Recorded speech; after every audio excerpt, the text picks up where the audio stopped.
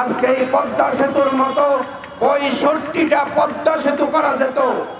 আজকে দেখেছেন পত্রিকায় এসেছে ওই লন্ডন থেকেও শেখ হাসিনার বুঞ্জি যে টিউলিপ সে 5,000 মিলিয়ন সেই সোভিয়েত রাশিয়া থেকে রূপপুর বিদ্যুৎ থেকে তারা ঘুষ গ্রহণ করেছে। 60,000 কোটি টাকা আপনার আমার টাকা, সেই টাকা পাচার করে বাংলাদেশ থেকে পালিয়েছে। আপনারা চিন্তা করেন যে রাষ্ট্রপ্রধান প্রধানমন্ত্রী পালিয়ে যেতে পারে, কিন্তু যারা এই আইন রক্ষা করে আইনের প্রয়োগ করে পুলিশ বাহিনী পালিয়ে গেছে। যারা পুলিশ বাহিনী ছিল ওই এক ব্যক্তির পূজাকারী শেখ হাসিনার পূজা করত। বাইতুল মোকাররমের ইমামের মতো লোক এদেশ থেকে পালিয়ে গেছে। চিন্তা করেন যে দুর্নীতি কোথায় দিয়ে টেকেছে। আমরা এই দুর্নীতি মুক্ত করতে চাই।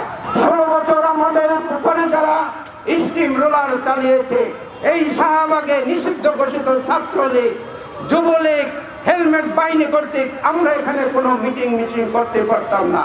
কিন্তু আমি আজকে এই ইনকিলাব পার্টির আহমেদ শাকিলকে ধন্যবাদ জানাতে চাই। আমরা এরমের কোয়ালিটি গুণাবলী যারা বাংলাদেশের বুকে ধারণ করে, লাল সবুজের পতাকা ধারণ করে, আমাদের ব্যাপক সংগঠন লোকের জনসমাগমের দরকার নাই। যারা বাংলাদেশের প্রতি ভালোবাসা আছে, বাংলাদেশকে ভালোবাসে, তাদের দিয়েই আমাদের এইরকম ছোট ছোট মিটিং করে মানুষকে জানিয়ে দিতে হবে যে দেশের মানুষ বাংলাদেশের জন্য জীবন দিতে পারে, আবু সাইদের মতো জীবন দিতে পারে।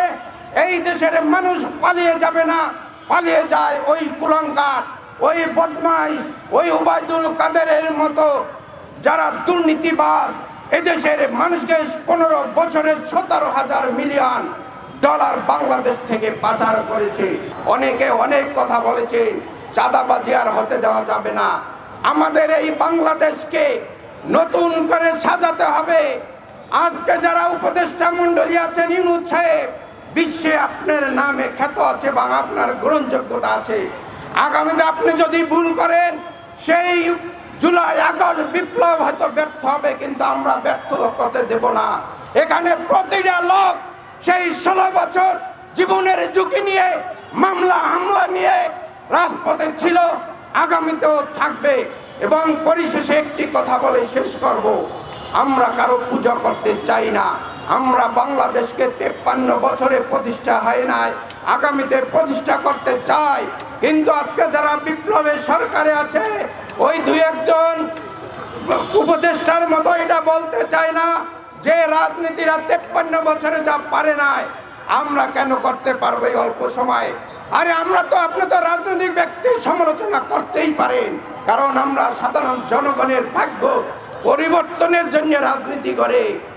রেজনা হাসান, আপনি যদি পারেন স্বল্প সময়ে সংস্কার করে আপনার জায়গায় আপনি চলে যান।